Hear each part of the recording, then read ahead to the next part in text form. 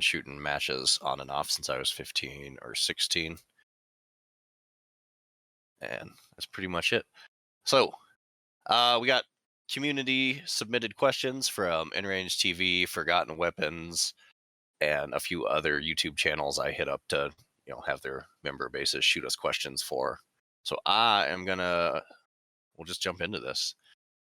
So our first question is from Knuckles, and he wants to know, what is the best way to get started with competition? And what are the best fundamentals to focus on when you're just getting out? And I'll have Russell start this one out. What do you think the best way to get started going to competitions and getting into this, world is? I think you need to take a look at what's available locally and decide what discipline you want to shoot. And then whatever training you're going to do is going to be based around that. But ultimately, whatever form of competition you shoot, you need to just start going and doing it, because you will never be ready for your first match. Yeah, and that's good advice. A lot of times people are like, oh, I'm not ready. Oh, I'm not ready. And you're never going to be ready. It's like playing your first sport game or something. Like, if you don't ever do the thing, you don't know what you need to practice and train and get ready for. And then we'll go to Bloke to add his opinion and his point of view on this question. Bloke, what do you think the best way to get started shooting competition is? And you're probably going to have a unique perspective living where you do on this. It's basically what Russ said, that it's, you just got to find out what is available to go to and then see what floats your boat. And I just sort of did as much as I could. Grew up 25 minutes from Bisley, so I had all of that sort of stuff. It was non-practical stuff available to me, and it was only when I moved to the Netherlands that I had access to dynamic shooting to any real degree. And it was just, if you can find a friend who's already in that world, that helps a lot. That's fair. And then Watson, you got started fairly late in your 20s, a relatively recent hobby for you. How'd you get into shooting competition? Did you just jump in, and you got any advice for the dudes who are looking to do that same thing? Yeah, I was like 24. I bought a Glock 19, a PSA AR, and I had a Mossberg 500, and I just started showing up to local 3-gun matches, honestly. It was pretty much like the match that was most interesting to me, so that's what I decided to start with. If I had to go back and do it again and was less confident in my skills, like at arms, if I was less confident in my gun handling, I would have probably started in something like Steel Challenge that has way less movement and is really just like holster work and repetition, and you shoot a lot more rounds generally than some other disciplines. But in terms of like skills, practical skills that you can practice without actually before going to your first competition, I'd say safely drawing from a holster, moving up and down range safely with a gun, being able to manipulate your weapon at a level where you can load, reload, unload, and get into and out of position safely. You're pretty much good to go with that. As long as you can do all of this safely, because safety is the number one priority at matches. Like, having fun is awesome, but you got to be safe while you do all this stuff. So those are the skills I would recommend people practice before going to their first match. Sweet. And really, the gist of everybody's answer is just to go do it. There's going to be somebody at that match who's going to help you out. Like, if you're just like, hey, I'm new, I don't know what I'm doing, everybody's going to help you. Yeah. Tell your RO that you're new. Generally, the shooting community is pretty good at the competition level of like letting new dudes in. So our second question is from Kami Killer 3. He wants to know if performance cartridges have a visible edge over other cartridges, like 6.5 Grendel versus 5.56, or do they lag behind the cartridge they are supposed to compete with? Watson, I will let you take this one first, because this is a question that got asked a bunch before Desert Brutality, since we were shooting out to 600 yards. And everyone panicked and started asking about weird, like, off-the-wall calibers. Do you think, edge performance cartridges have a visible edge over other cartridges in the disciplines you shoot? In the disciplines I shoot, I wouldn't say that that's really true. It's pretty apparent that, like, 5.56 guns at Desert Brutality 2020 or 2021, I should say, were highly capable out to 600 yards. They had no problem on the drill I was ROing, the Casarda drill at 300.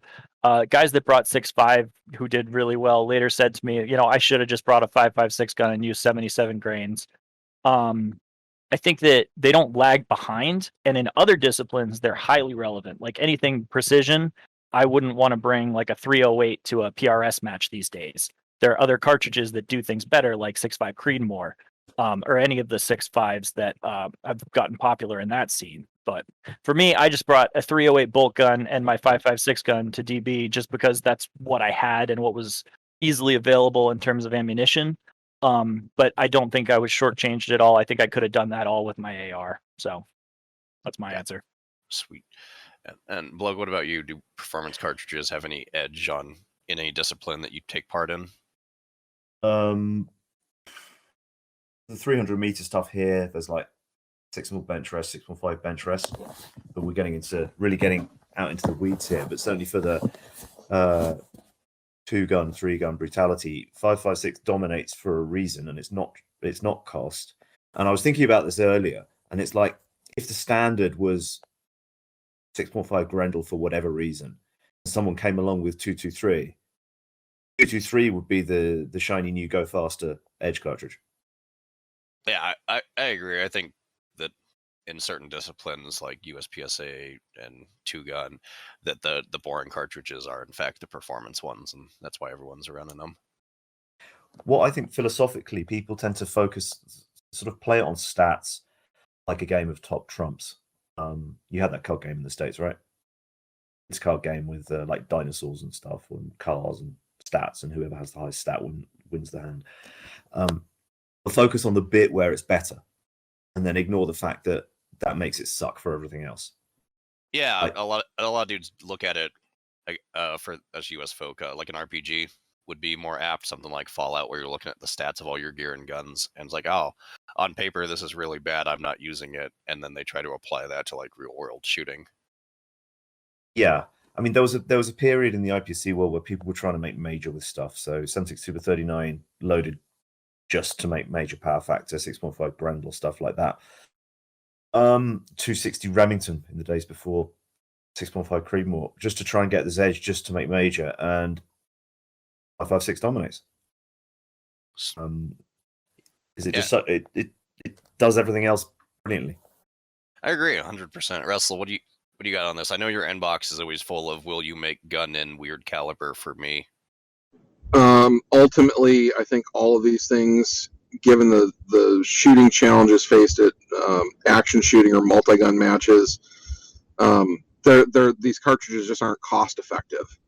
90% of your match is 100 yards or less shooting, and the 10% that's over that, whatever theoretical edge that you're getting out of this cartridge is going to be negated by how much more expensive it is to use on everything else, how much less practice you're doing with it because of its expense, how much less you're testing and proofing out your gun because of the added expense. It just doesn't work out.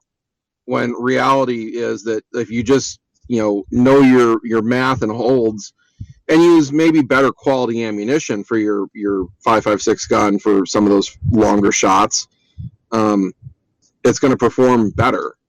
And we run into this with handguns too. People will constantly talk about, picking some caliber that will help you rotate a spinner better, when in fact tripling with a 9mm is the best way to do it from a cost perspective and recoil control perspective. And then they like you said, they forget that cartridge that is theoretically better on this one challenge is worse for everything else from a recoil control perspective, capacity perspective, and cost perspective. Yeah, I mean, with most hobbies, people overthink stuff, and I don't think that's any different for, the shooting world. And we'll jump into our next question, which is the exact opposite end of the spectrum. If you got to pick any sci-fi gun from any media, books, movie, video game, whatever, what would you pick and why? And we'll start with Russell because you're a big sci-fi nerd. Is it man portable or do I have an exosuit? I mean, it's your call. This is if you just got to do whatever you wanted, what would be like peak performance?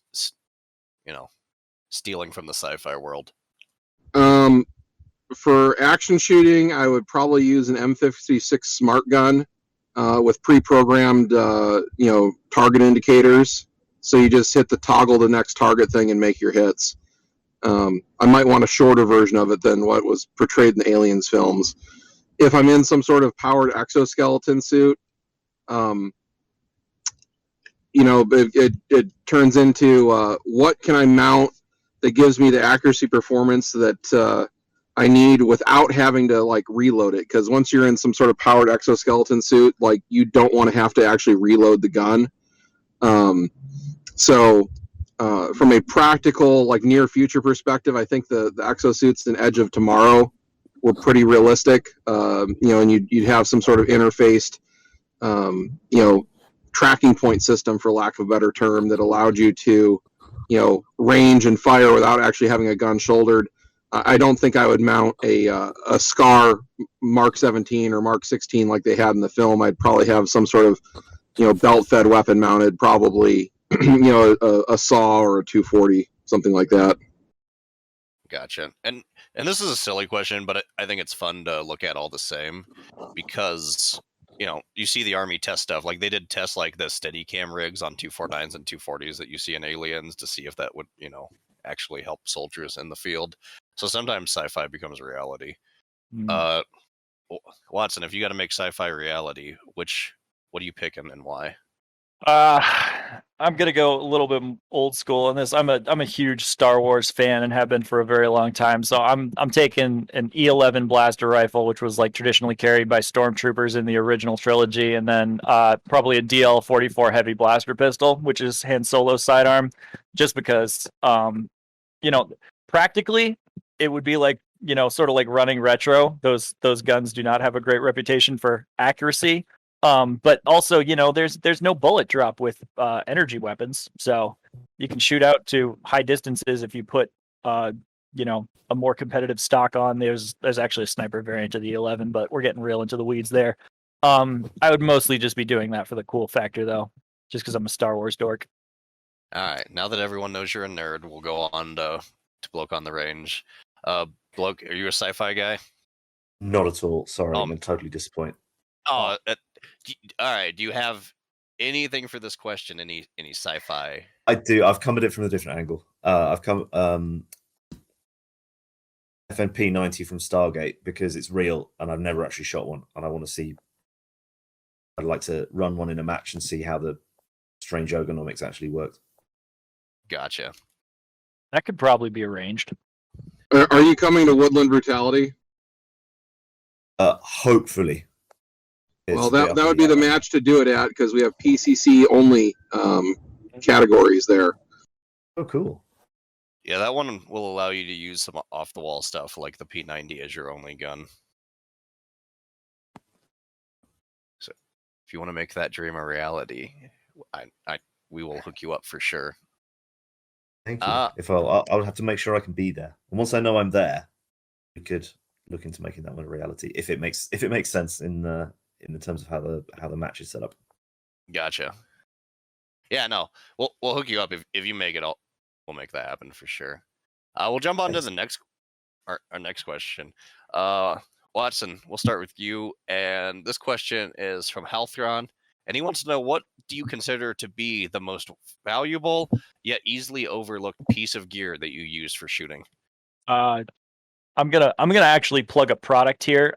In general, knee pads. Like before I started using knee pads, I was so much slower getting into any type of kneeling or prone position.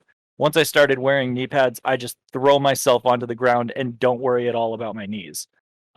I personally use those Arc'teryx kneecaps, and they are phenomenal. I use them for way more than just shooting competitions. They're basically just riding around in my truck. I used them this morning ice fishing, but they're phenomenal. I highly recommend them. That being said, if you like find yourself taking too long to get into some kind of prone or kneeling position, throw on a pair of knee pads, you're good to go. Fair.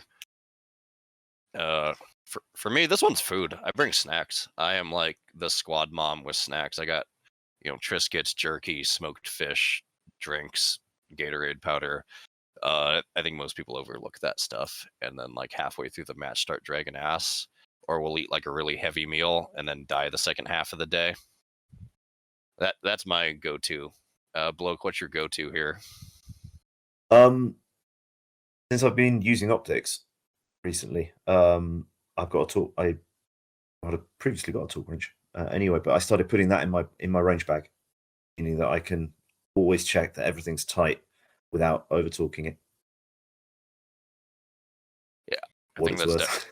I think that's definitely a piece of gear that people overlook. I've watched a lot of dudes scramble for tools when something breaks in the middle of a match. Like, you know, they'll break on the stage, they'll get like granted their mulligan, and then run desperately from person to person asking if they have X tool.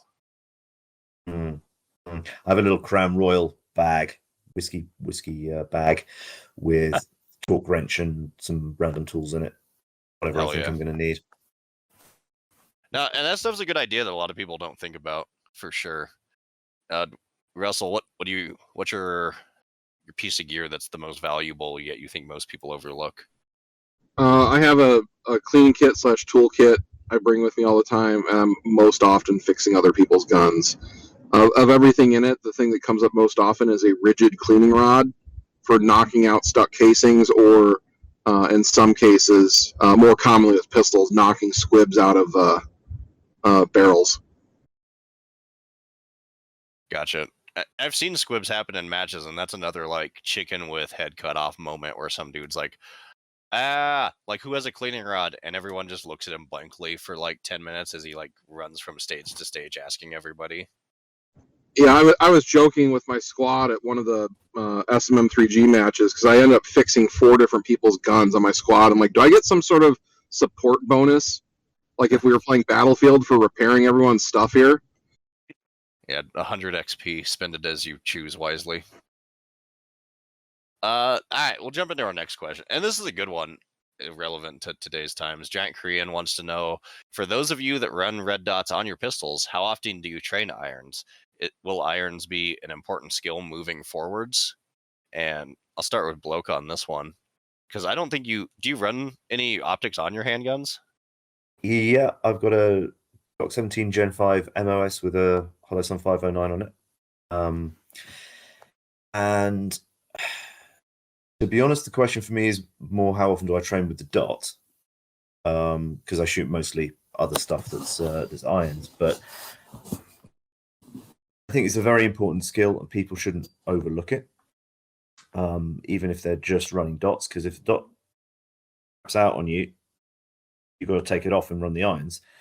Was arguing with Calvin of Firepower United about which was best to sort of learn first, irons or optics, and he was of the opinion optics, because he reckoned irons was a bit easier in a way that finding the iron sights is easier than finding the dot. But it's just shooting irons is just such a skill I've been using for so long. I don't really think about it. I can just pick up an iron-sighted pistol and shoot it. That makes sense. Do you think that's going to be like a dying art going forward with like the introduction of, dots on handguns and that being a factory sighting system, the same way that it is for like rifles? It might be, because I think there'll be a generational change for people who just don't have. They're coming into the sport without any experience of irons, and it will go the way of rifles, that everyone shoots a dot or a scope, and people are forgetting how to actually use irons in the first place. And I suspect you'll start getting, like in 30 years' time, you start getting FUD law about no one can shoot irons straight, and then some old boomer will come along and actually do it, and people will be like, "How do you do that? Magic." Nice. It'll be one of us. It'll be you for sure with your magic skill of shooting shitty guns very well. We're Russell, making a patch out of that. Oh, sorry. Yeah. Oh, you're making a patch of that? Yeah. Nice. Special power, like the 2 rifles I used at Brutality this year, and then garbage tier at the bottom. Russell, I know you mostly shoot dots. How often do you practice irons? Is that a skill that you do just for fun, or do you think it still has relevancy in today and moving forward? I think irons are still relevant. Like my carry gun still has irons on it. And most of my other carry guns still have irons on them, because carrying an optic every day concealed becomes more maintenance than it's worth, in my experience. Like having to clean the optic daily for lint and dead skin and hair and deodorant flakes that collect in it, be like being under your shirt. It just becomes more hassle than it's worth. And you look at what most self-defense shootings are. even like the more extremes of most self-defense shootings, the criteria of using a dot usually isn't going to be something that determines the outcome of those events, versus the current maintenance hassle of cleaning open emitter dots and dealing with battery life and checking zero, particularly if you're using an optic that has to be removed to change the battery on a regular basis. I think dots on duty guns for cops make sense because they're theoretically professionals that are putting more time and energy into maintaining their equipment on a daily or at least weekly basis, right? And at least we hope. Well, I will say I've been shooting red dots on slides since 2010, and what I've done to make switching between dots and irons easier, because I do shoot irons still to maintain proficiency, is I use red fiber optic front sights on the iron sight pistols. And the reason I do that is, regardless of what gun I'm shooting, I'm looking for the same thing on presentation. So if I'm shooting irons, I find the red fiber optic front. If I'm shooting a dot, I find the dot on draw, and I'm looking for that same visual cue of where to put the sights on target. I don't think there's that big of a performance difference for me using the two inside most match situations. Like when we're talking about most steel and targets are at most to 15 or 20 yards. Where the dots become advantages are on moving targets, targets past 20 yards, and small targets. So it really comes down to what percentage of the shooting challenges you're facing are those type of target presentations. And the reality is that most multi-gun matches, it doesn't come up all that often. Ironically, at the two-gun action challenge matches and the brutality matches, the pistol portions tend to be much harder than they are at most other multi-gun matches. So, for example, if you've watched my Desert Brutality match content, my dot gun I had planned on using started experiencing light primer strikes. I had to switch to using my iron sight carry gun that could set off those same primers. And the one-handed only shooting at, what were we shooting at, 20 and 15 yards, basically, on those, Right. became much more difficult doing that with irons than it would with a dot. Like right or left-handed with a dot would not have been a problem for me, but doing that with irons became significantly harder because that's on the outer edge of performance for what I can do with iron sights. I do think that from a dry fire perspective, if you're dry firing with a dot mounted, it's going to expose all your imperfections in trigger pull much more easily than iron sights will. A common thing we hear from people when they switch to a dot is, I don't like it because the dot moves all over the place. Well, your iron sights are doing the same thing. You just don't perceive it. So I think shooting a dot and training with a dot can make you a better shooter when you go back to irons, because if you're conscious of what your trigger pull is doing and you learn to correct that, observing the dot and how it moves as you pull the trigger, you can transfer that same knowledge of trigger pull and marksmanship fundamentals back to your iron sight pistol when you use it. Gotcha. And the pistol portion of Desert Brutality has historically eaten people up, at least as, the last 3 years we've run it. Generally, the spinners and the moving targets that we run have generally eaten people up. And especially with, how many iron sights divisions we run, how many ones where you're handicapped by not using modern gear. Well, like, pistol skills seem to be the last thing people want to focus on when realistically, from a civilian self-defense perspective, it is probably the most likely small arms skill you're ever going to actually need to use. Yeah, it makes sense. Watson, I know you primarily run red dots on your handguns. Do you train irons? Is that a skill that you think is important moving forward? I mean, it is important. It's pretty inarguable. Like you said, I do run basically all red dots all the time. If I have my personal preference, I've got a 320 with a Romeo 0 on it. The model that I happen to have does have backup iron sights, which is nice. Because I've had my red, this is entirely my fault, but I've had my red dot die in the middle of a stage while I was shooting Hard as Hell last year, Hard as Hell 2021 out in Utah. And when that dot died, I saw it like blink, blink, go out. And I was like, well, I don't think I changed the battery. Ah, shit. And I had to transfer immediately without thinking about it back to what I started shooting with, which was iron sights. And I was able to make, a 50-yard shot on a silhouette pretty easily. I think it took me 2 attempts, maybe 3. But I had to fall back on that with no notice, no warning. And the only reason I was able to do that was because I had trained with irons for years and had a significant amount of practice on it. These days, I don't generally bring iron-sighted guns to competitions, but I work in the industry, and I'm in such a position where most of the guns that I shoot, sometimes thousands of rounds a week, are iron-sighted. So I get plenty of time on iron-sighted handguns, but the training value of dumping thousands of rounds into a berm with no target put up is pretty questionable. So I think it's a valuable skill and important to do just strictly from a competitions perspective, like Sinestro was talking about. I think it's very valuable from a defensive perspective because I think that, dots on carry guns can have their place, but I think the technology is still a little behind in terms of that big scoop that fills up with crud. But I think that's something that the industry is probably going to solve in the coming years. Getting a little bit off track there, but I think from a competitive standpoint, it's a useful skill to have. It's always good to be able to fall back on that. But if you're going to run a red dot in competition, you should probably be doing most of your training with a red dot. Yep, fair enough. We'll jump into our next question from Windsnow and Static, who wants to know, what practice can someone do at home before getting into matches to not feel as overwhelmed? And Bloke, I'll let you have the first hack at this one.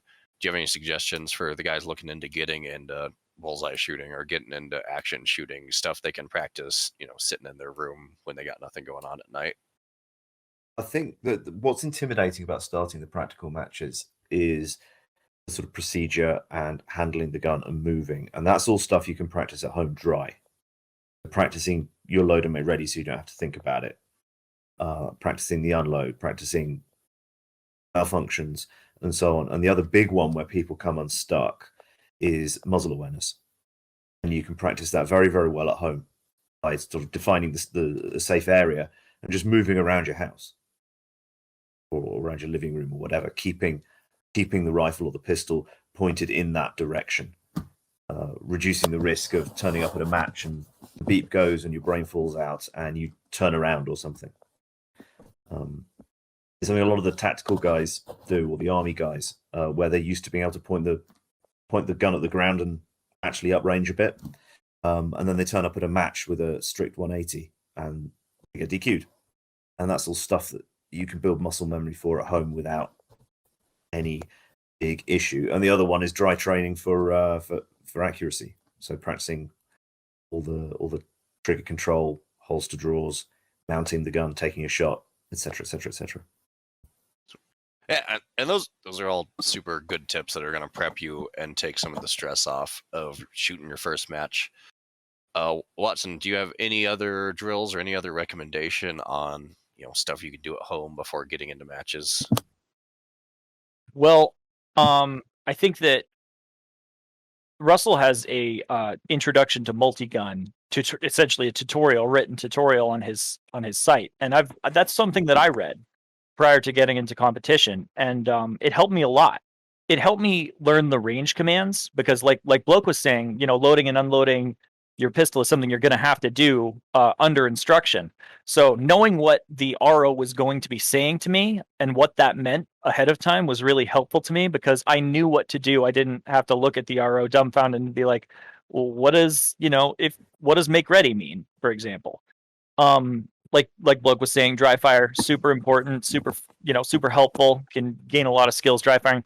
What I've done in the past is I've actually set up like miniature stages in my house to practice footwork. It's pretty minor optimizations and you can get pretty technical with that, but it helps when you've done it in a dry, safe environment and it helps a little bit to have that, a little bit less of that mind goes blank when the timer goes off sort of feeling. That being said, I will say this: you're gonna feel overwhelmed at your first match. It's it's a very different environment than a lot of competitive scenes. If you've done other competitive things, it can be similar to that. And I've seen a lot of folks who show up to their first match and absolutely crush because they have good gun handling skills and have competed at a high level in other sports. But you're gonna feel a little bit overwhelmed when you show up to your first match. It's just part of the thing, and that's okay. So going back to what we were talking about earlier, let your ROs and your match director, if applicable, know that you're new. Find somebody on your squad that can show you the ropes. And then if you have questions, ask the questions, because there's nothing worse than somebody who's just trying to figure it out without asking for help. That's dangerous and scary in a shooting environment. So that's kind of what I got. Sweet. That's all good advice. It's all stuff that people should take heed of if they haven't shot matches and put into practice. Russell, you have a mountain of experience getting new shooters into shooting. I mean, along with yourself, but you've spent the better part of the last decade teaching classes, getting guys into shooting and setting them up for success. What would you recommend that somebody do in their home to get ready for shooting competition? I think setting up an area that you can simulate as a stage, so that like this is downrange, this is how I need to keep my muzzle oriented, and your chair can become a shooting position, your couch can become a shooting position, your kitchen table can become a shooting position, and working on acquiring your sights from under, around, and over all these different things. And if you have a dry fire target set up, all the better. Particularly with like the rifle portion of action matches, it's all about becoming stable enough, quickly enough to hit a target, based on its size and distance, right? And learning what that balance is to not pull your sights off target at home, and how to get stable enough. Can I hold a steady sight picture from this position? And that's one thing where, like, depending on body type and height, the shooting position I use isn't necessarily going to be what works for you. So you got to figure out what all those different, positioning and techniques are going to be relative to you on different props. And like particularly at the Rio Salado multi-gun matches and black rifle matches is where I see people really struggle to figure out how to make the most out of props to get their hits. And if you figure out all that positioning stuff at home, you're going to be much better when you're there. And also basic things like how to move around things and not have your muzzle get hung up on it, or where does my gun go as I'm going around a corner on something. A lot of the awkwardness people have is, maintaining these safety rules while moving around all these physical obstacles and barriers. For example, a very common form of DQ. I mean, the most common form of DQ is people dropping their guns. But a very common DQ after that is, whether it's handgun or long gun, they're moving through a structure or around a barricade, and they clip their muzzle, and they keep moving forward, and they break the 180 as they move past without even thinking about it. So that sort of awareness when you're moving around obstacles is also a very good thing to work on. So I actually had one other quick thing on that. Yeah, go for it, dude. Fitness. I don't think we've really talked about this, but brutality matches are not called fluffy kittens and unicorn matches for a reason. They can be very physically demanding. So, something that I do leading up to brutality matches, well, actually, that's a lie. I don't work out at all. But something I should probably do is at least, have some base level of physical fitness that I try and get into before brutality matches. And failing that, at least be able to, be safe and be able to make critical decisions on the clock while completely exhausted. There were 2 or 3 stages at Desert Brutality this year where I finished the stage and I just, had to walk away and just breathe. I couldn't speak for about 2 minutes after I finished my run. And that's something you can practice at home. You can make yourself completely exhausted and then do dry fire and then, try and run a stage that you set up for yourself. It makes things very different and is going to help you not feel as overwhelmed when you get to that style of match. And you're going to be stressed out on the level where your brain doesn't work out quite the way it should because you're, gassed. So, doing a variety of physical exercises, knock out a shit ton of push-ups and sit-ups, and then get up and run through your little house stage with your guns would be a good one for sure. Get used to working when you're gassed and your brain's not working at full, operating power. Exactly. And let's talk about fitness, Bloke. Do you have a fitness regimen? Do you do anything to get ready for matches? I try and run at least once a week, but I fail. I hate going to the gym, so I very rarely do it. But I just have a generally good level of sort of cardiovascular fitness from running, even when I'm not doing it enough. But that's it. People expect something complicated and well developed, like Yari has, for instance. But I don't. Sweet. And I mean, even running, once a week or so takes a level of discipline and motivation. Or Mhm. Do you have any advice for people who struggle with maybe their personal fitness motivation or discipline? Any motivational words or advice to get them to actually get out and stay on regiment and do that shit? I find you got to find something that you don't absolutely hate, and you make it as not unpleasant as possible. Sort of plug into your favorite music, and do it. I try and combine it with something else, because where I'm living at the moment, I'm up high and it's snowy and icy, and it's real break your face sort of running conditions. So I sort of try and do it after work. I go shopping, drive a little bit, park the car up, and then run up the river. That's my current thing. Gotcha. I can more or less keep that up once a week. All right. So our next question is from Poon Sizzling Villain Bay, and he wants to know, what type of new target or challenge would you like to see added to multi-gun competitions? And Watson, I know you're a match director, and this is something that you have to do every month. If you could add a new target or a new kind of challenge, what would you add? Oh, geez. I was thinking about this question, and I had a hard time with it. I know that the mini mo is something that we've seen at brutality matches before. I really want one of those to bring to my local range, because I think it's a target that a lot of people haven't seen before, and I think it would be an interesting challenge. I also really like what MOA has done with the Texas Star that has cut out paddles with clays in the center of them. I think that's a lot of fun. In terms of bringing stuff to brutality matches specifically, I think more clay presentations would be a lot of fun. One of the most fun targets that I've seen in a multi-gun match in recent memory that we did actually on the same range that DB 2021 was held at was a clay that got thrown vertically out of a clay thrower, and you had to shoot it out of the air with your pistol. And it was a really, really tough target, and a lot of people didn't hit that clay, but I happened to hit it, and the elation that I felt hitting that target was incredible. So I think that would be really fun and cool to see. And then one other type of target, I can't remember the proper name for it, but it's a piece of paper on a target stand that essentially has incredibly random motion and just goes all over the place. It does have a discernible and repetitive pattern, but it takes 12 or 15 seconds to get through that pattern and get back. It's an incredibly challenging target. I think it was the monkey swinger or something. I'll have to look it up and get back to you in a couple of seconds on that one. But I'd really like to see more stuff like that, more moving paper that's, like a one and done quick hit sort of thing. And it's not just a sea of moving paper that takes a ton of reset. Gotcha. I am anti-paper in every way. I would like a close range rifle target system that would fall over when it's hit.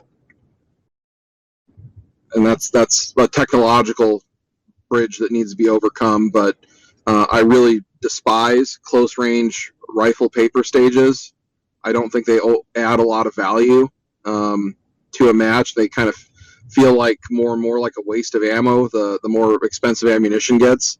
So I would love for there to be an equivalent to the poppers we use with pistol for a rifle that just simply fall over at close range when they're hit. Oh, by the way, I found that target that I was talking about that Russell would probably hate. It's called the Holy Monkey Swinger by Targets USA. Nice. But, one or two paper targets, like for a hard accuracy challenge, makes sense. What I'm against is like a dozen or more paper targets that just take more time to tape and reset, and the shooting of them themselves isn't particularly challenging. I'm with you. Paper memorization stages are my least favorite stage to design, and I try and avoid them. Sometimes there are range constraints that force me into that kind of thing, but it's never my favorite to shoot, and it's never my favorite to design as a match director. And Blug, what about you? Is there any kind of target or challenge you would like to see added to multi-gun competitions? It doesn't have to just be a shooting challenge. It can be a physical one or a mental one, etc. There's a type of target I've seen used at matches here, which is it's a falling target and it's programmable, and it can be programmed to pop up. It can be programmed to require a certain number of hits in certain zones. It can be programmed to do all sorts of funky stuff like that. So you can set it to be like it requires 2 body shots or 1 headshot or a Mozambique or whatever. You can basically program it more or less as you like. And I believe you can even interface several of them together to cooperate. The question is, though, with all these sort of electronic, and they're actually run by compressed air, there's the reliability issue. It's possibly fine for a match here with only 20 people going through it, but a big match, is it gonna hold up?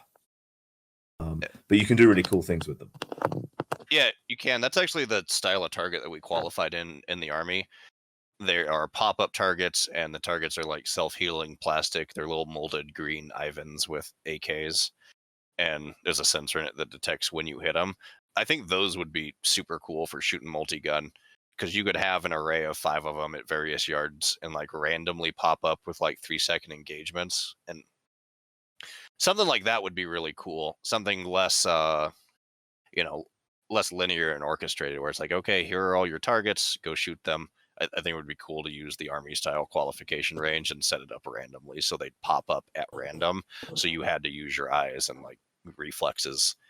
And, that's a skill that we don't normally test in multi-gun, because you always know where they're going to be and when, and the timing is known. We had a stage like that here at a major multi-gun match, and people threw a fit about it. I thought it was cool. I like that kind of stuff, but traditional competitors that don't have a martial mindset at all as part of their competitive shooting just absolutely despised it. Yeah, I bet it's outside their comfort zone, but that's what I like about it. And I like that outside the comfort zone stuff that forces you to develop, skills and yourself. Honestly, one of the targets that I get the most flack about as a match director is a rifle spinner at anything more than 100 yards. It's kind of sad, honestly, but there's a lot of people who are there to just play a game, and they don't really want to be challenged in the way that people who come to Desert Brutality, for example, want to be challenged. And I don't love that mentality, because I really like things that make me realize, wow, I kind of suck at this and need to improve, because it gives me a lot of drive to get better. But there are people who just want to, feel like a cool guy and go super fast and just blast a bunch of paper at 3 yards, and that's okay. There's a place for a lot of those people. But that's not really my style. That being said, I would like to see more spinner style moving targets at distance, even something that, potentially had some side to side motion. I think would be really challenging and interesting to see. Yeah. And I think as, the sport grows, that we're going to find, more targets, and that stuff is going to grow and continue to evolve the same way the other shooting matches have.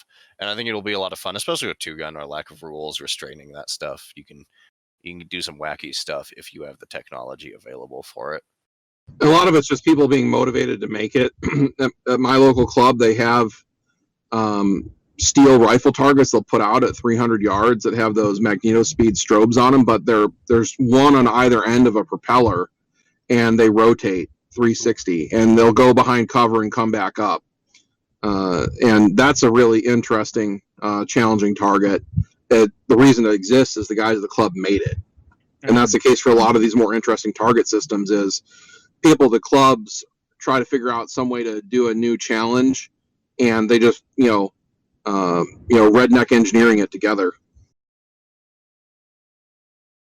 Yeah. Yeah, I think that's one of the cool things about like traveling to matches is each club kind of runs it differently. So you find different targets at different clubs. You're like, oh, that's a cool idea. I'm going to steal that and take it back home with me. We'll jump into our next series of questions. And this is from Boot and Lupus42. And they essentially asked the same question. They said they have a good base of marksmanship. They can shoot slow, hit their targets, but they both struggle at speeding up without sacrificing their sight alignment, trigger squeeze, and struggle to make hits when going fast. What skills can you build? How do you work on speeding up without developing bad habits and sacrificing accuracy? And we'll start with Bloke on this one, because you did start shooting, bullseye, and you have transitioned over to shooting more action matches. How did you go about developing the speed for that? There's two issues here. First of all, is I can completely compartmentalize in my mind the bullseye shooting and the dynamic shooting. So I don't have a worry about dynamic shooting, sort of bad habits in inverted commas, dynamic shooting bleeding over into bullseye. It's just two totally different things in my head. If you can't separate out the two, I could see why that might be a worry. But it's really, it's learning to let your sights be your guide as to how fast you can go, and just learn by doing, and taking advice from people who know what they're doing. And as Russell said earlier, it's learning what degree of sight alignment and trigger press you need to make the hit you want at the distance you need to make it, rather than being a pure bullseye, absolutely perfect, or as perfect as possible, sight picture and shot release. And I think making that transition is accepting that you're not going to have perfect sight alignment and not going to have perfect trigger press, but you don't need it, and it's finding the limits. And I think Russ also said in a previous video, if you're not making the odd makeup shot, you're not going fast enough.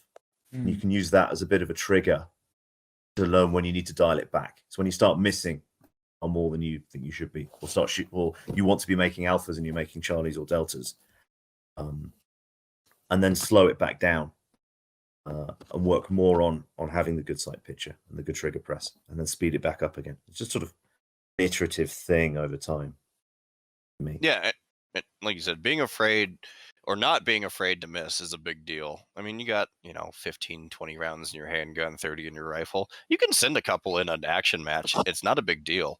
But if you're not pushing yourself at the speed where you're missing occasionally, you're probably not going fast enough. And also being aware of what sort of targets it's okay to miss on too. For me, it's always like you push your speed until your accuracy fails, then you dial it back 10% and start making hits again. Then you push the speed until your accuracy fails again. It's a constant balancing act based on the target you're shooting at, the distance, and the type of hits you're expected to make. Like the further out targets are, the more you want to get that first round hit, because every miss becomes that much more costly. Like if you look at like 300 yard plus hits, every time you miss, by the time you restabilize and send another round, for most people it's going to be another 5 seconds. If you're missing it's some up close steal, the cost for your miss is a tenth or a quarter of a second, worst case scenario, right?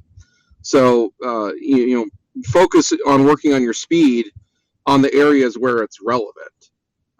Sometimes people push that speed on targets where it's like pushing your speed here doesn't make any sense at all. Or there's other things where you need to have the patience. And you can look at the match for me where this is most relevant are the Rio Black rifle matches. If you watch those on my channel, first round hits on those target presentations are always faster than a miss and then a rapid follow-up. But on things like shooting spinners at 15 yards of the handgun or even 50 yards of the rifle, throwing the right amount of lead at it in time, even if I miss a shot or two, is way more effective than waiting for that perfect sight picture or shot. It's getting any hit during the presentation is better than getting no hit because you waited too long. Watson, what about you? Do you have any advice for getting faster, at shooting in general? Yeah, I mean, a lot of what I do is just shooting fast, right? Like I have to put as many rounds downrange as possible, as quickly as possible, in order to get durability on firearms. So I practice this kind of a lot.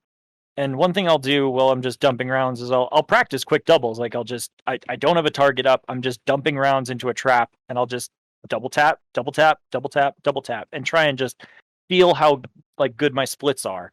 Now, that's really not an accessible strategy to most people because it's literally a waste of ammo. But it depends on what your standard of accuracy is. Like Russell was saying, it depends on your target. It depends on how big your target and how close your target is. But if you want to challenge yourself, get a standard USPSA target and try and get 2 hits on paper as fast as you can. Try and get 2 hits in the Charlie zone or better as fast as you can, and then try and get 2 hits in the Alpha zone as fast as you can, and put it all on a timer. And if you do that every single time you go to the range, you should start to see some improvement. Just 2 magazines of that iterative practice should be able to start improving your double tap times. That being said, dry fire is definitely something you can do. Just grab that pistol and try and tap tap tap tap on the trigger as fast as you can, and then remember that recoil management is something that you need to account for, but it's really not that challenging if you practice it a lot. So that would be my suggestion. And those are all good tips for these guys looking to add speed into their diet. To add to what he said, start with getting your double alphas, push the speed till you're outside double alphas, dial your speed back. You need to learn how much of a pause you need between pulling that trigger and how much sight stability you have to get those double alphas. And then, for a lot of scoring, it doesn't matter. 2 hits anywhere to neutralize. So, making the switch between the two based on the scoring system you're operating under as well. I think there's another point. I mean, but these questions were asked coming at it from a bullseye perspective. But there are people who don't come at it from a bullseye perspective, and then seem to be completely at a loss when they have to make a 25-yard shot.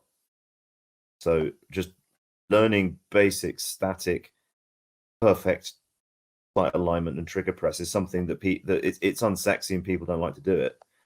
But you've got to have that baseline that you can then sacrifice accuracy on for speed. If all you do is fast Alpha Charlies all day, and then you've got a tight target at 25 or 50 yards or whatever, you're stuffed. That is outside of your capability at that point. Yeah, you got to have throttle control, and that I help run some of the matches here, and that's my favorite target array to do, is a bunch of mind-numbingly easy targets, 2 or 3 in a row, and then hey, drop the mag and fire 1 accurate shot at 25 yards on this 6-inch circle, and watch people just go blap blap blap blap blap blap blap and go, oh shit, and just unable to make that mental switch. But yeah, you got to have it both ways. You got to be able to speed up, and you have to be able to slow down, which is a good point for the guys coming at it from the other side. Our next question from Tomcat. He wants to know, outside of competition scores, how do you evaluate your progress improvement as a shooter? And this is a relevant question for a lot of guys who don't have matches near them, who are just, going out and training with their buddies at the range or the local state land. How should you gauge your progress if you don't have access to the scores? And Watson, I'll start with, or sorry, Russell, go for it.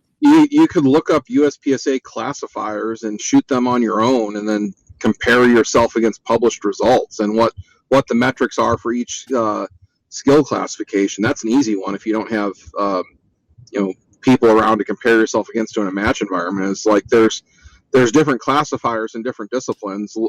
Shoot the classifiers by yourself, and then look at where your score would fall within the published stratification metrics. Yeah, no, that would be a super easy one to do. Most of the big shooting leagues have some sort of classifier, USPSA, IDPA. They're going to have some basic metric. You can look up your local police or military qualifications. Usually that's stuff that you can do just at the range. Watson, do you have any suggestions on people who, outside of competition scores, like how would you suggest that they evaluate their performance and if they're actually getting better, if the practice they're doing is working? Sure. I mean, there are definitely standards that you can look up outside of just the USPSA classifiers, like things like the Mozambique, Bill Drill. These things have times associated with them that some people think are this is good, this is bad. Even just, unholstering your handgun and putting one shot in a specified size target, you can essentially figure out if you're getting better by keeping track of those things, right? Like, what's my draw to first shot time? And if you buy a timer, essentially a Pocket Pro, Pact, any of the major reputable timer brands will work for that kind of thing. And then put yourself on the timer. Keep track of your times. Keep a log of how you're doing. And then every time you go to the range, repeat that certain set of drills, and you'll be able to see if you are improving. Because it's really easy to think like, wow, I did awesome that drill, I kicked ass, but the timer doesn't lie. So I'd say the best way to put a metric, a quantifiable metric on your shooting is to put it on a timer, and then also hold yourself to a standard of accuracy. Like, say you get a target with a 6-inch circle in the center, and you say, okay, I'm only going to count shots that land within that 6-inch circle. Line burners don't count as being in, and if I miss, I don't get to see my time, right? Like, I have to make my hits in order to see my time. So things like that. There's tons of drills on the internet you can do, and you can compare yourself to yourself, I think, is one of the more effective ways to evaluate your personal progress as a shooter.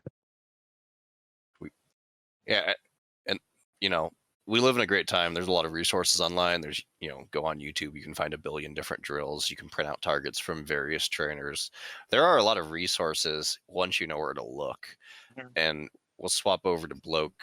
Bloke, outside of competition scores, how do you evaluate your progress improvement as a shooter? It's how much I suck less at other things, simple things like if I'm shooting my dot equipped pistol, is the dot coming up in the window immediately? Things like that. How many Charlies am I shooting? Because I almost always seem to make the best hit factors when I try and shoot alphas quickly, and then a few Charlies creep in. But then I sort of look at, okay, how many non-alphas are there? Did that feel good? Did I flow through the stage nicely? How were my reloads?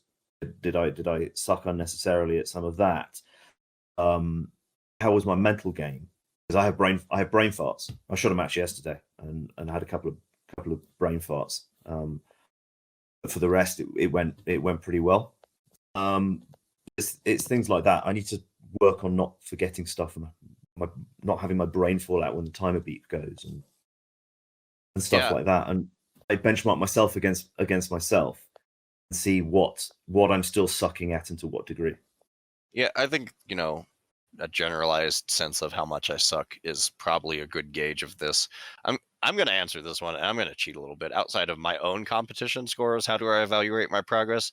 I teach a lot of guys how to shoot for free because I think it is an important skill. I think, here in the US, it's a basic human right to own firearms, so I think everyone should know how to do it. So I spend a lot of time teaching dudes for free how to shoot. I watch their competition scores and their match videos and watch them shoot in, matches. And I gauge how good I am by how well they're doing. If they're sucking, then I've messed something up in the fundamentals somewhere. So I use a lot of my friends and the guys that I teach how to shoot on the Discord in real life, to gauge myself, to see if I actually know what I'm talking about and see if I actually understand the process and fundamentals of shooting through them. And that was something I picked up when I was coaching basketball many years ago. Was that coaching other people made me better because I realized the things that I didn't know.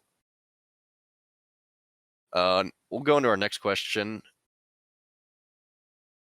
That's a pretty basic one. What pistol look shooting experience did you have before 2021? And what did you use to prepare for Desert Brutality and Finish Brutality in 2021 with respect to your pistol shooting? And Blug, we already went over a little bit of your pistol shooting experience, but if you want to gloss over that and then tell the folks how you prepared for those matches, pistol shooting wise. Right, my pistol shooting goes back to university, shooting 10 meter, or 25. What were we shooting? 20 yard, 10 meter air pistol. And I got good at that by borrowing a crappy Gammo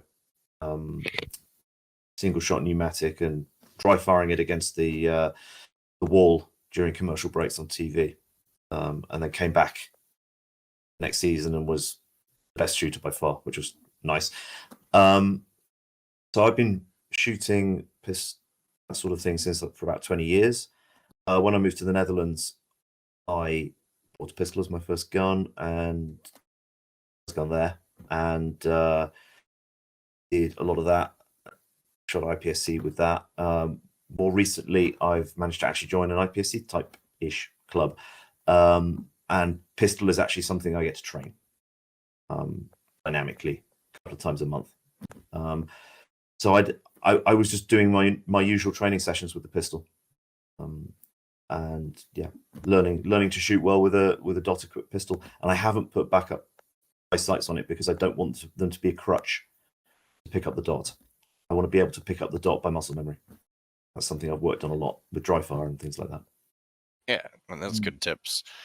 Russell, do you want to talk about how you got into pistol shooting and the practice that you do, every month? And did you do anything different to get ready for Desert Brutality? And then Watson will, when he's done, we'll have you shoot the same answer. Pretty much all I do is shoot matches. I very rarely dry fire at home anymore.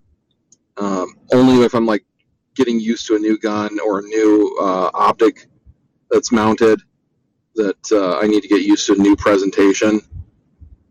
But I shoot a match every weekend, and local matches are effectively my practice. So I really haven't done anything different with handgun since switching to red dots, 12 years ago now.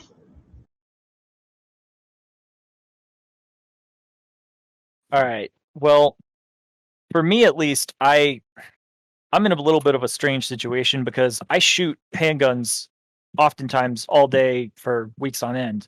And it honestly introduces absolutely terrible habits into my shooting. Oftentimes I'm shooting things that are a little bit stiffer than 9mm, and I can develop a pretty horrible flinch pretty quickly when I'm doing that. So for me, a lot of what I did when I was preparing for Desert Brutality was I tried to avoid shooting at work for a little while, and really did a lot of dry fire because once I put a couple rounds downrange of 9mm through my competition gun, my flinch just disappears just because my body and my mind and my muscle memory seem to remember that I don't need to mitigate any stiff recoil here. It's a very smooth shooting gun. So dry fire really helps with that kind of thing. But in terms of, what I did before I started working in the industry to prepare for any given pistol competition, I would definitely practice, building my grip coming out of the holster, practice holster draws, just make sure my equipment is all dialed and ready to go, because make sure that I change the battery on my red dot, because I learned that lesson the hard way. Little things like that can really go a long way into making sure that you do a good job with your handgun shooting. And then, just shoot as much as you really can afford and are capable of. Practicing with the 22 is a great option if you don't have 9mm money all the time. So that can definitely build your skills without breaking the bank. Watson, what you're supposed to say is dry fires for the pores. I do live fire only. So here's your serious advice. In your position, do your test fire with your non-dominant hand. So if you are developing bad habits or fatigue, you are not fatiguing your primary hand doing it. And also, Gaston Glock said this decades ago, that when he was test firing his first pistols, he did it with his non-dominant hand, so he could keep working as an engineer even if the gun blew up and took out his the hand he was shooting with. So things to consider. Well, I guess all the calluses that have built up on my right hand trigger finger and the webbing between my thumb and index finger are for nothing. Gotta start shooting lefty. You have an honest possibility of developing a tendon issue or carpal tunnel issue just from the volume of shooting you're doing. Yeah. So you need to spread it around and not wear out your primary hand doing that all the time. Sure enough. We also do stretches that we incorporate into our shooting regimen just because that's something we're aware of and want to try and mitigate and avoid. But it is a good idea to start shooting a little bit more lefty just so I can get the practice, on the company dime, as it were. So, yeah, thank you for that. That's a good tip. And because there's going to be a billion questions, Watson works for Sig Sauer, in case anyone was curious. That is his day job when he is not shooting. I'm sure you'll appreciate me saying that out loud because now you'll have 800 questions about SIG-related specifics. Thanks, Joe. You're welcome. We'll go to our next question, and we'll start with Watson. In competitive shooting context, is there a benefit to running a long slide pistol if you're just going to put on a red dot on it anyways? Words are hard. My understanding is that the main benefit of a long slide is a longer sight radius, and this was from Meaty Strokes. Well, long slides point differently, and they also recoil differently. So I think that a 34, for example, has about the same muzzle flip as my 17 with a single port comp on it. The 19 with a 2-port comp on it is a little bit better than the 34, but not by a whole bunch. So I think there's still value in using a long slide pistol, even if you're mounting a dot on it, because it can point a little bit better, and the muzzle flip will be potentially a little more controllable. And then Watson, we'll let you take this because the company you work for, your guys, primary match pistol, the X5 P320, absolutely cleans up in the carry optics divisions at national and local levels. Do you think there's the benefit to running the long slide on those? Sure. Yeah, thank you for letting me be a SIG shill publicly again. Honestly, I think that there are some concrete benefits to running, even a 5-inch pistol as opposed to a 4.7-inch pistol. But there are definitely benefits of running, a full-size gun over a carry-size gun, for example. I personally prefer a 4.7-inch pistol for myself, just because I don't like the cuts on the X5 for brutality style events. I think it allows too much crud to get into the portions of the firearm that are lubricated, and I think that it can cause reliability issues faster.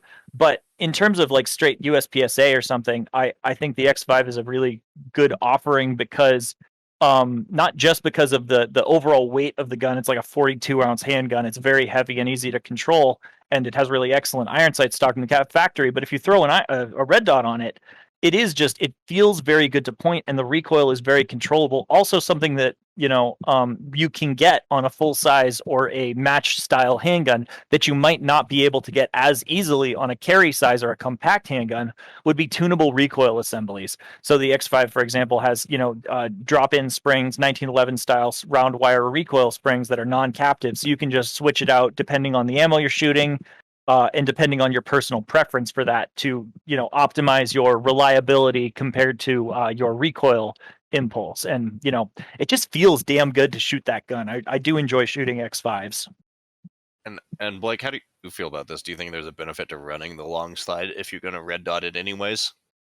For me, it's pointability, it fitting your hand, and how the recoil impulse feels above all else. For some people, it'll be a longer slide one that fits that, and for others it'll be shorter. One of my shooting friends shoots a Glock 19 better than a Glock 17 because it's the hand better. Interesting. Yeah, there is a lot of a personal taste and feel that comes into picking handguns. I think all of us have shotgun handguns where it's like, I don't like that at all. Like, there's nothing mechanically wrong with it, but man, that is not for me. I do not shoot that well, and I have gone through a few handguns just because, verifiably on the clock, I just don't shoot it very good.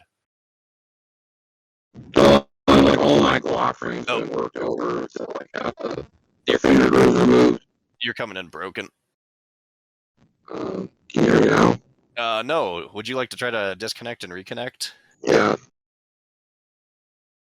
Sorry for this robot-related technical difficulty. We all knew Russell was a robot made by the Empire to shoot matches. Is that any better? Oh, way better. Okay. What I was saying is all my Glock frames have been worked over to have the finger grooves removed and thumb shelves added, and effectively what I did to my Gen 3 frames made them into what Gen 5 frames are today. With the addition of the thumb rest, I like to help control recoil. Robot man always ahead of the curve. Hey, this question is just about personal taste. Tomcat wants to know if you enjoy shooting matches with period gear, Gucci gear, new gear, if you prefer to always shoot the same gear. What do you find the most fun? What's your preference for going to matches? I mean, it's a pretty serious investment to go to the national matches, both time and money-wise. Bloke, we'll start with you. What do you think is the most fun to shoot? Yes, all of it.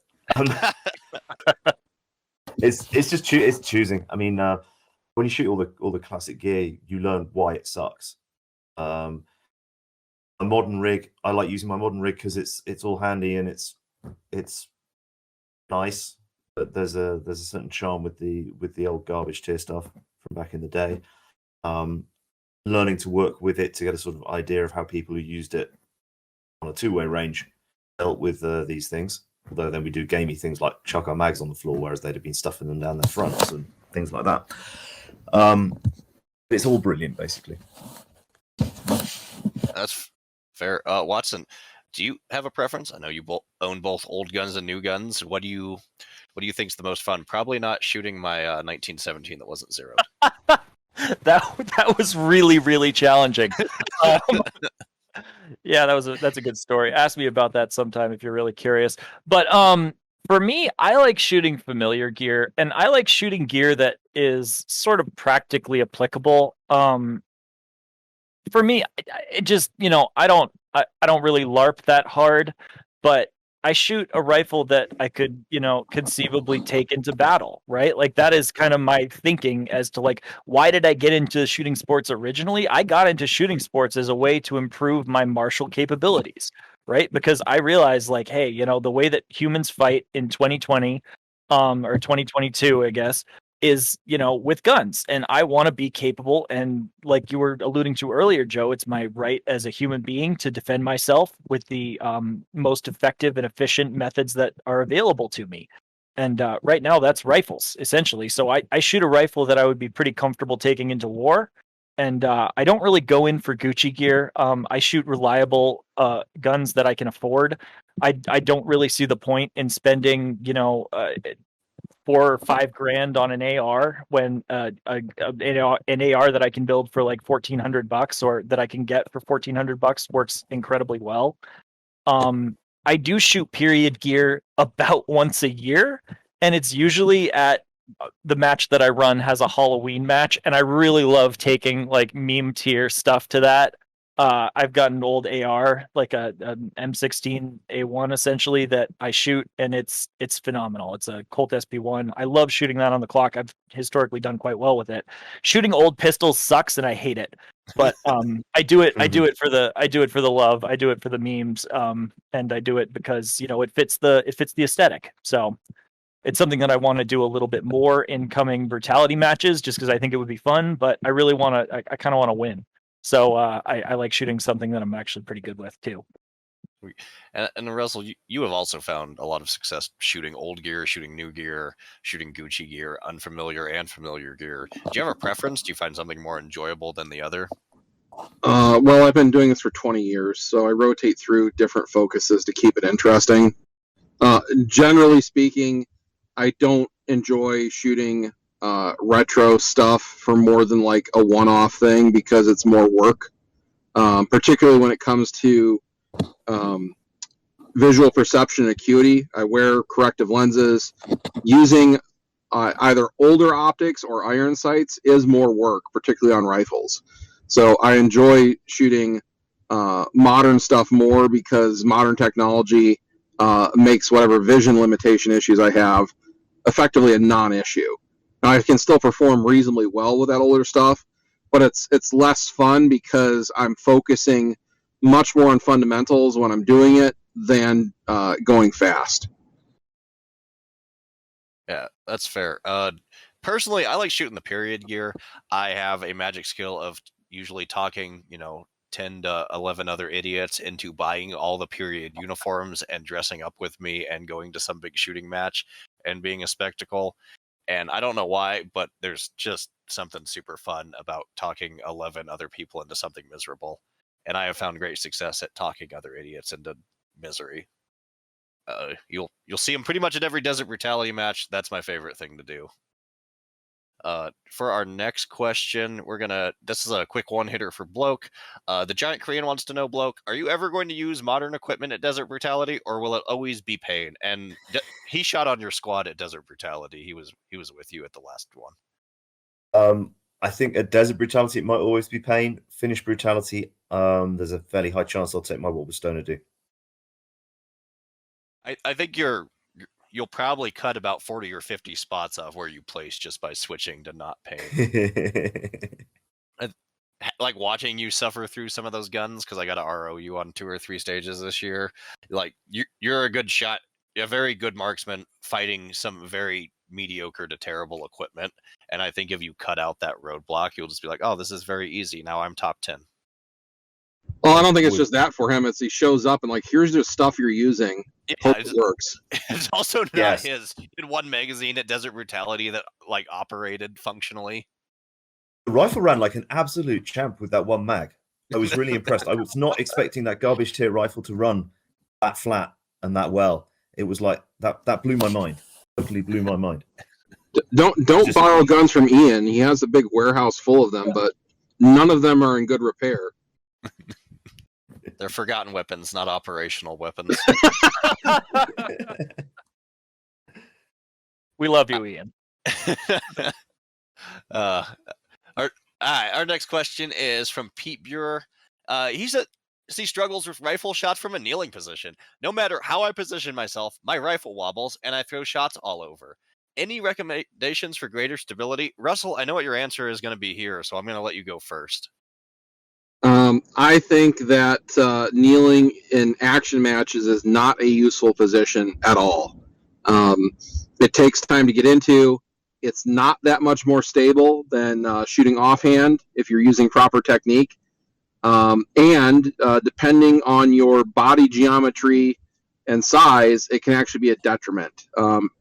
Kneeling with props is a totally different story, and whenever you can support using a prop on the target that requires it to make the hit, you want to either double kneel, reverse kneel, and lock into the prop as hard as you can. But in general, if you think a target that's in the open should be engaged with kneeling, you're better off going prone if you can. And if you can't go prone, I would develop your offhand shooting so that you don't need to go prone to make that same hit. Now, this is all, of course, dependent on target size and distance, but I often see people like do things like kneel to shoot a rifle spinner at 50 yards. Well, kneeling makes it harder to transition plate to plate. It limits your ability to absorb recoil as effectively as if you're shooting offhand. So in general, like in that example, it's a detriment. Conversely, if you have the space to go prone in the same situation, going prone would be more effective for almost everyone. And Bloke, do you have any suggestions for shooting from the kneeling position? If you absolutely have to, because I fully agree with Russ there that only shoot kneeling unsupported if there's literally no other option. I can't Slav squat. A lot of people shooting civilian service rifle in the UK, you have to either kneel, sit, or squat, and sometimes you have to come back up to standing alert position between shots. And a lot of people who can Slav squat do Slav squat and then rest their elbows on their legs. I can't do that, so I have to go into kneeling unsupported. The trick with it is to understand it sucks, embrace the suck, and work with it. Natural alignment is hugely important. I think a lot of the wobbling all over the place there is not being naturally aligned and having to muscle the rifle in, causing you to wobble all over the place. It's sort of learning how to drop into that position and it's something that you can practice statically. Take your time over it, learn to do it slowly, check your natural alignment the old-fashioned way. So get in the position with the rifle, line the sights on target, shut your eyes, breathe in, breathe out, open your eyes, see where the rifle's pointed now, and if it's not right, correct your position, and just basically build up muscle memory for that. But it's a lot of ball ache for not much benefit unless you're shooting a discipline where you're absolutely forced to do it. Circumstances, but in a brutality match, yeah, offhand. I mean, as Russell said, offhand or prone, and if you can't see the target prone, get better at offhand. You have far more benefit from putting training time into shooting offhand than working on a marginal skill like kneeling unsupported. Watson, The other thing we see people constantly do with kneeling is they go elbow on kneecap, and when you're bone on bone with your kneeling support, you just roll all over the place. So you need to figure out, do I need to do elbow behind kneecap or elbow in front of kneecap based on your body type? For me, being overweight, it's elbow behind kneecap, and you bury your elbow into the fleshy part of your leg as hard as you can to actually get that stability. But if you're just rolling around bone on bone, it is way worse than shooting offhand. Mm-hmm. Absolutely. Watson, you got any tips for the kneeling position? Yeah, I mean, like has already been said, I don't default to a kneeling position as an effort. I don't default to a kneeling position in an effort to gain accuracy, right? Like that's never my go-to. If I have my option of positions, and I need to, I go prone. If I don't need to, I stand offhand and shoot offhand.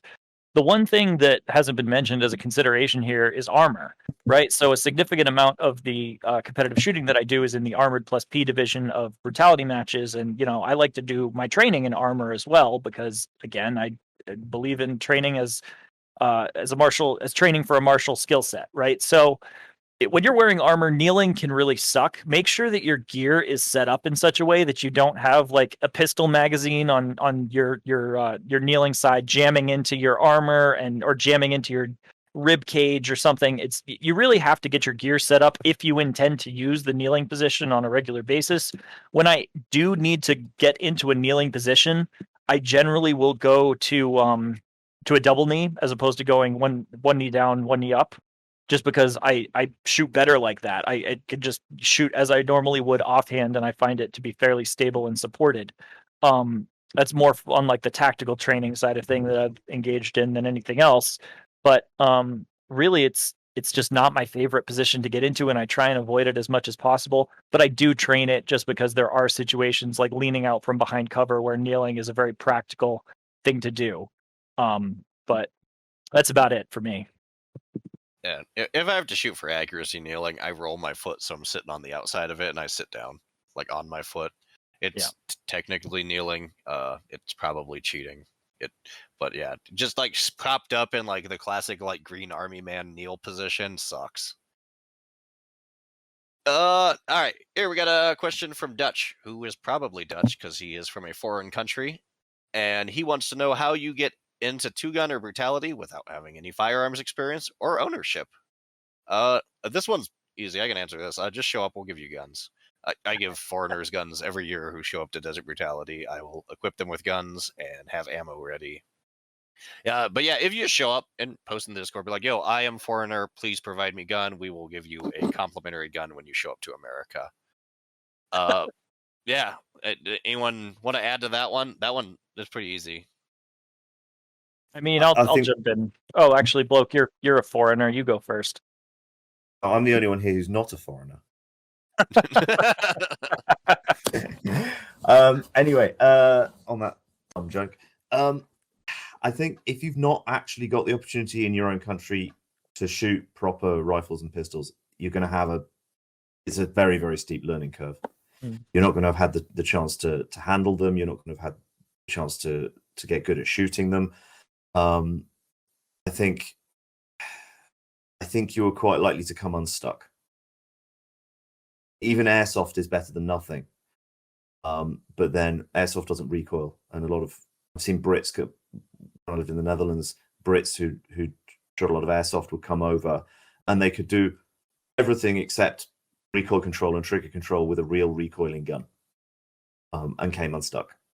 They were safe, at least, but these sort of top action air shooters were getting terrible scores simply because they didn't have the experience. So you might want to ask yourself, if you're thinking, I've never shot a gun before, I'm going to avail myself of the generous offers to have guns and ammunition thrust in my hands at a Desert Brutality match as your sort of first firearms experience. I think you might want to think long and hard about that.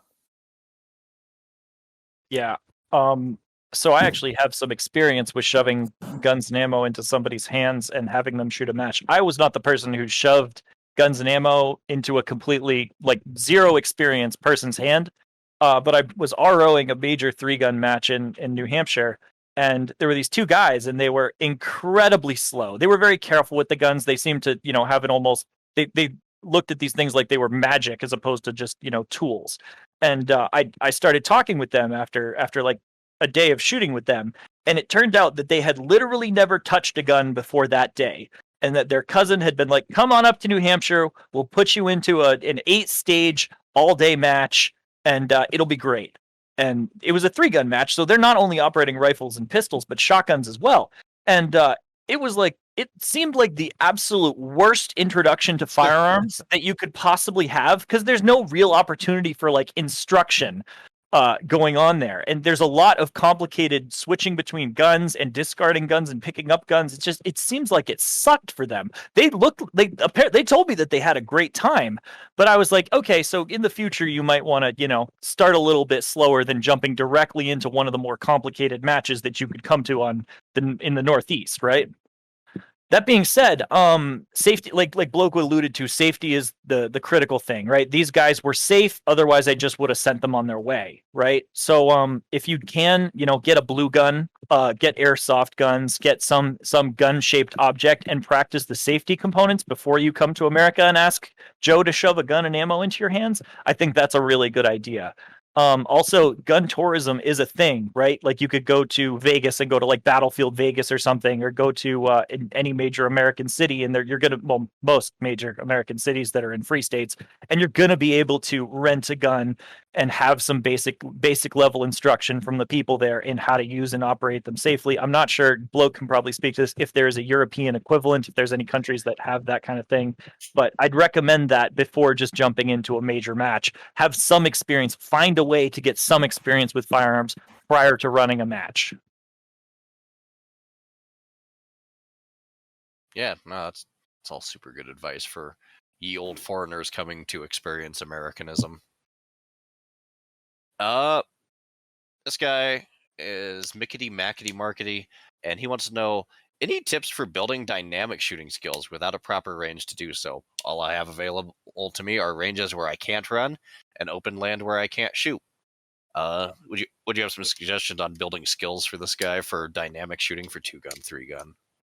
Can he shoot airsoft or BB guns on that land? Yeah. No idea. I mean, I'm assuming you could probably shoot airsoft or BB guns on the land that's not open to actual gunfire, and under 20 yards, that is incredibly effective for getting used to action shooting skills. Yeah, I agree with that. Go ahead, Bloke. I was going to say, yeah, airsoft in your house, even if you've got not got an outside area. Do it in your house with paper targets or reduced size paper targets. Yeah, I agree with that, and I don't really. One of the things that about dynamic shooting that I don't know if people really get is that I don't really shoot while running a lot. It's very rare that I'll be actively in the process of firing while I'm taking long strides. I definitely suggest working on footwork, heel toe sort of walking and getting stable and being able to shoot while at a relatively fast-paced walk. But that is something that you can do definitely with dry fire, and it's definitely something that you can do, even on a square range, they might permit you to do something like that, just 2 steps forward, 2 steps to the side or something. and also the skill that about dynamic shooting that I think is one of the more important one is learning to shoot when you're completely exhausted. So you can do that easily on a square range. Just do a bunch of push-ups, do a bunch of jumping jacks, take a jump rope to the range and just start jumping rope behind the firing line until you can barely see straight, and then go and safely use your firearms and engage targets and see how you do, because that's a valuable skill as well in the dynamic shooting world. And then just, more dry fire, because more dry fire.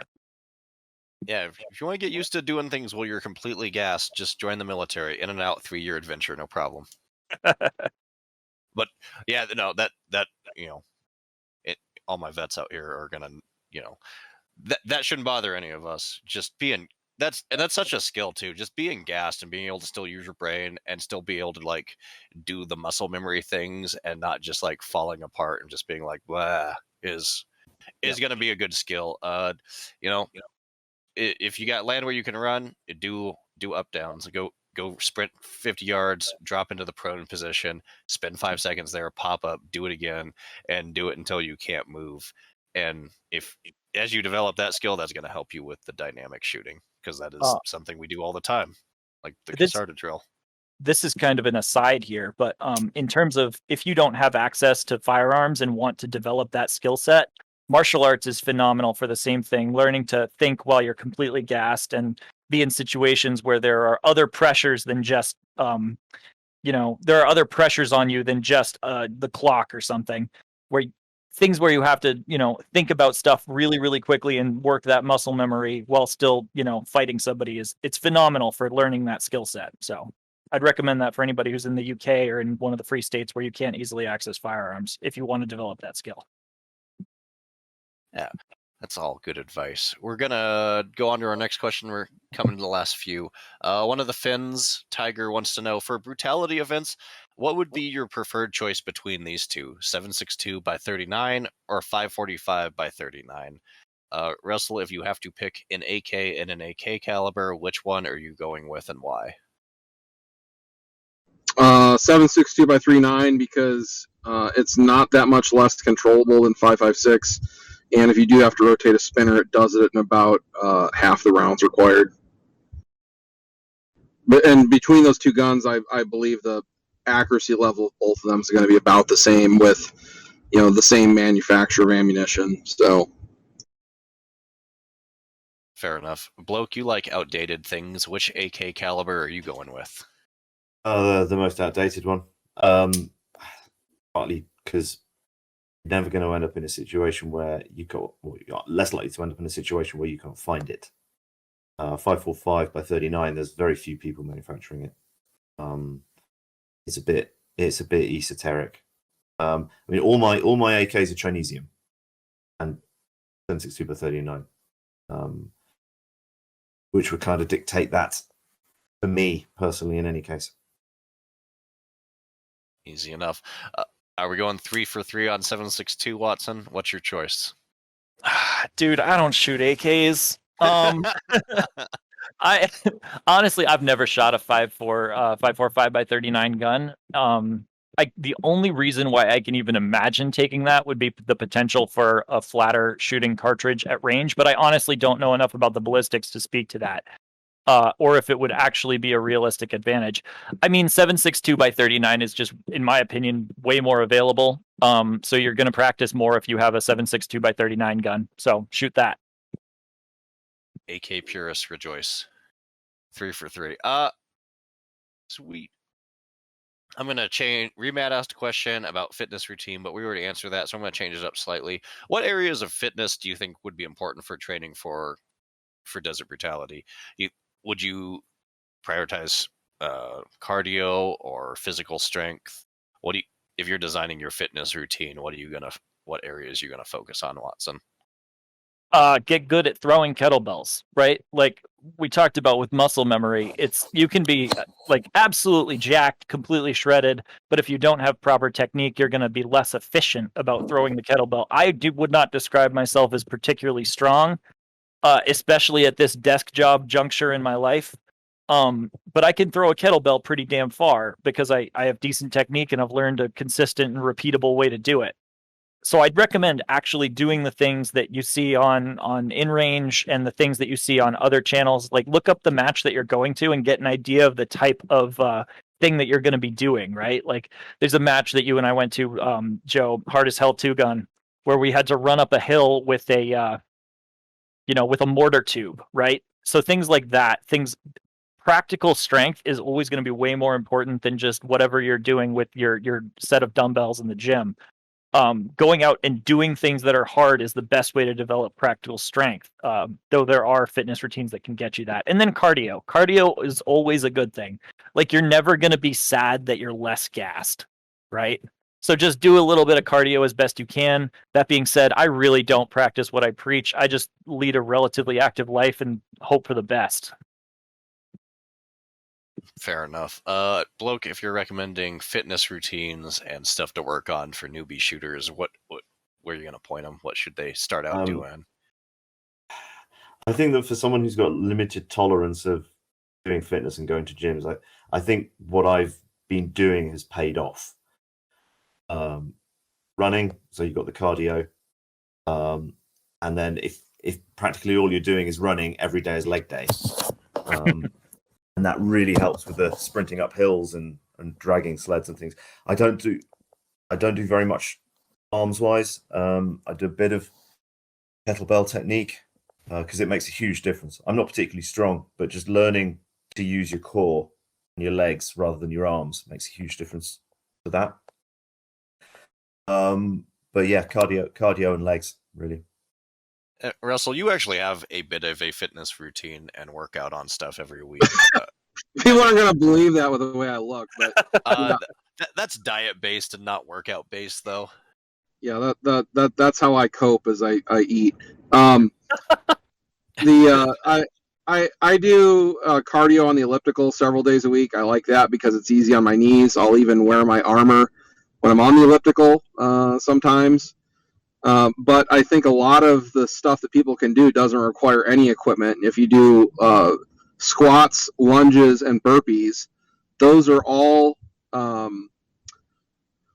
replications of the type of movements you're going to have to do at a match. And it's particularly important to do that stuff if you're going to be competing in armored division and adding 10 to 20 pounds of equipment to your body weight. Being able to power in and out of positions appropriately makes a big difference. I also think a lot of people overlook is its mindset base. Is how comfortable are you with being uncomfortable? And that's one of the things I get people commenting on constantly is like, man, you were like messed up, like you hurt your arm, you did this, you did that, you went into this already in pain, but you just crushed the stage. I'm like, yeah, because I can be uncomfortable for 180 seconds at a time. Yep. Like when we were done with Desert Brutality this year, I felt like crippled for 2 days afterwards. But that wasn't a consideration while I was shooting the stages.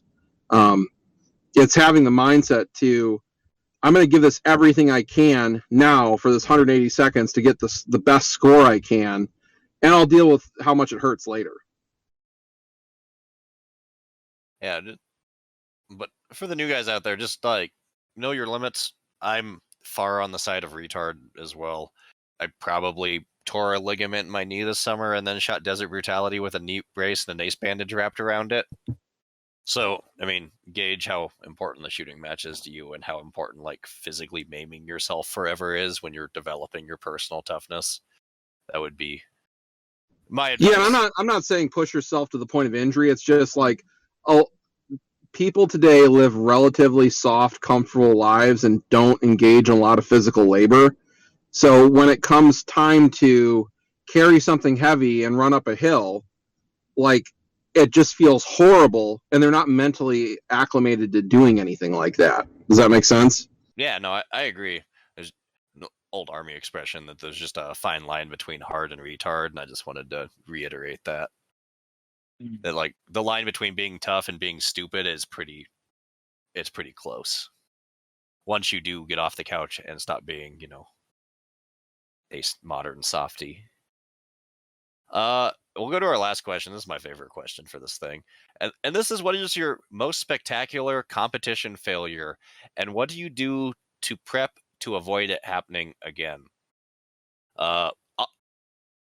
Man, I'm sure we have all dumpstered some stages fantastically. Watson, do you have any spectacular competition failures you would like to share, and how it changed how you go about shooting? Yeah, this one's pretty embarrassing because it involves me being like honestly legitimately unsafe and a complete dumbass. But I'll tell a quick story about the first time I got DQ'd. So it was my second ever 3-gun match, the first 3-gun match that I shot at the match that I'm now the match director of. And I was shooting shotgun, and there was a popper that would fall and activate a clay thrower. I knew I had a round in the pipe and no rounds in the magazine, and I had to reload this shotgun. So I drop my shotgun off of my shoulder without taking my finger off of the trigger and go to flip it over to load it. And I ND essentially straight down range towards the targets, but I did not intend to fire that shot. So I say to myself, like pretty quietly, oh shit. And my RO doesn't say anything, but the guy who's keeping score behind him says, wait, stop. And he's like, did you mean to fire that shot? And I was like, I certainly did not. And he's like, all right, you're going home. So I had a nice conversation with the match director, and both of these guys, the guy who DQ'd me and the match director, are now like really good friends of mine. But it taught me a lot, honestly. It taught me that you need to just follow the basic rules of firearm safety at all times under all conditions. Like if you're not about to fire a shot, take your damn finger off the trigger. And the only thing that turned that from being an unsafe situation to being a situation where somebody got seriously injured was me following the first rule of firearm safety, which is keep any firearm pointed in a direction where there is nothing that you are not willing to destroy. Right. So it was embarrassing. I felt a lot of shame surrounding that. But the saving grace, the thing that I took away from that really helped me was I didn't just, pack up my shit and leave, right? I stuck around for the rest of the day. I helped reset targets, and I learned a lot. I just got an opportunity to watch people shoot. I made friends at that competition that day, and I came back. This is the most important thing. I came back the next month and shot that competition again, and I continued to shoot that competition. And you know what? I didn't make that mistake again. You're damn skippy that I have my safety on and my finger off the trigger before I take my gun off my shoulder to reload it these days. And despite the fact that it was embarrassing, like that mental toughness that Russell was talking about, it applies in more than just like an individual stage. It applies to your life as well. Like the ability to feel that shame and like know that you effed up and come back and continue to work at it and improve and do it again. There's something really important to that. So that was my most spectacular competition failure, and it wasn't gear related.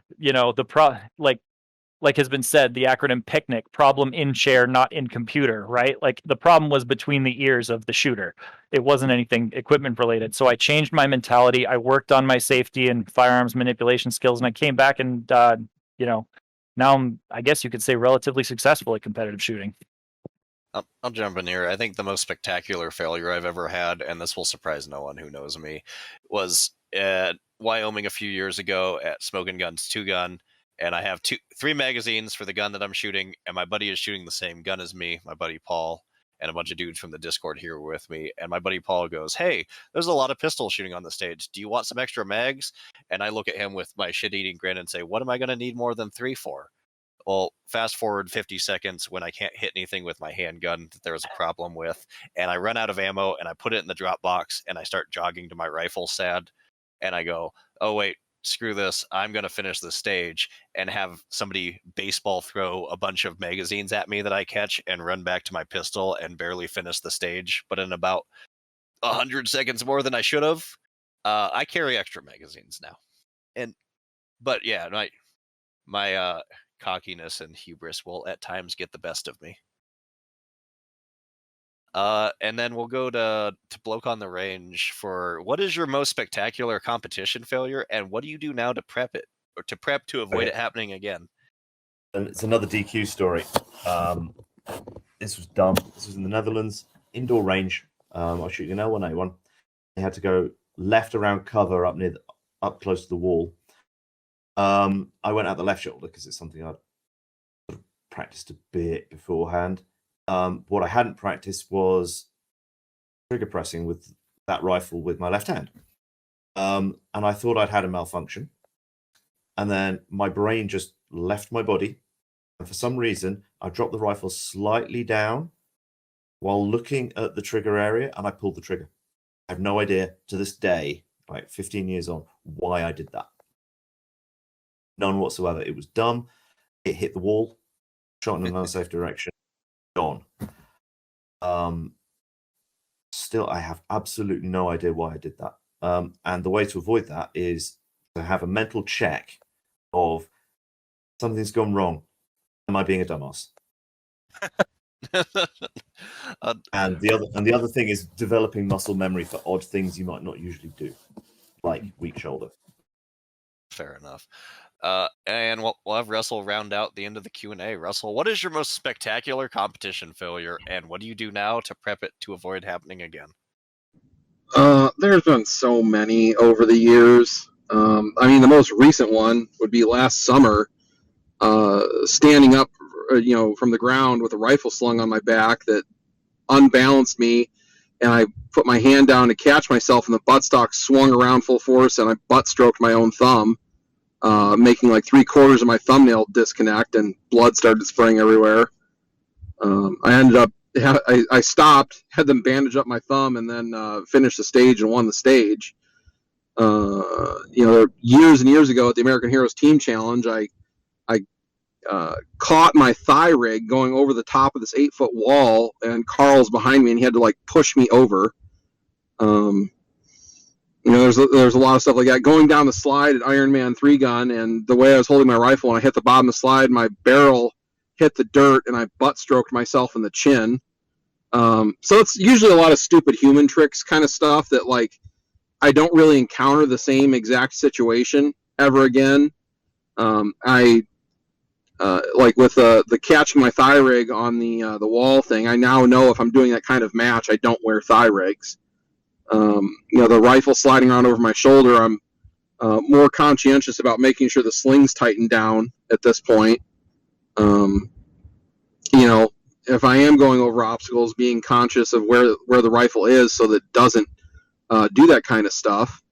There was one at Tiger Valley too where I went over a wall and my rifle kind of snagged, and it butt stroked me in the face and knocked off my ear pro and my GoPro when I went over it. Got rocked pretty hard. It was kind of like a Mortal Kombat dizzy animation for a second after that happened. So yeah, all kinds of stupid human tricks stuff. Usually dealing with moving around or over not commonly encountered obstacles with a long gun, becoming a problem. So mostly just beating yourself to hell with your own gun. Yeah, pretty much. Nice. Yeah, so this is going to be the end of our Q&A. I'd like to thank the viewers of In Range TV and Bloke on the Range for joining us here and for, watching this down the road on YouTube when we host it there.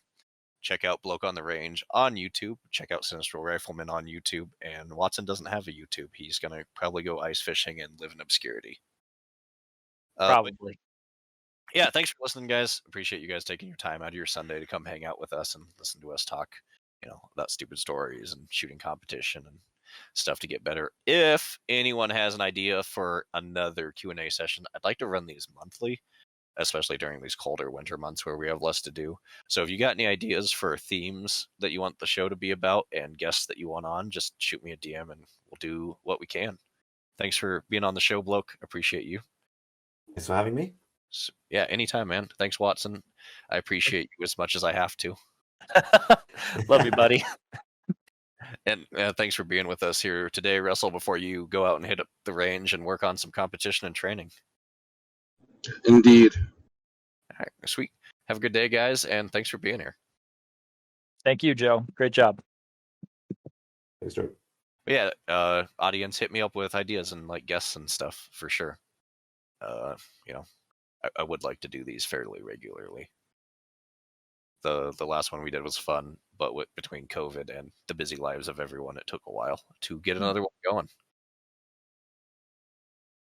But yeah, funny story about the other Q&A. I actually had just started at SIG when I was about to start at SIG, I think, when that Q&A happened, and I had so many questions, and now having worked in the field for like a year and a half, I realize how naive my questions were. I'd love to go back and listen to it again and just be like, wow, yeah, they were really right about everything. Yeah, if anyone wants to check out the last one, it was the industry experts Q&A. I think we put that up last year. Yeah. I think. It was probably about May or June. I think it was June of 2020. Okay, so 2 years ago. Yeah. Yeah. But yeah, if you guys missed that last one, that was pretty good. You know, it's definitely worth listening to if that one slipped through your in-range TV viewing. Sweet. I'm going to jump down in the next channel where everyone can talk, and I'm going to hang out until I go to the range. I'll see you guys later. I'm gonna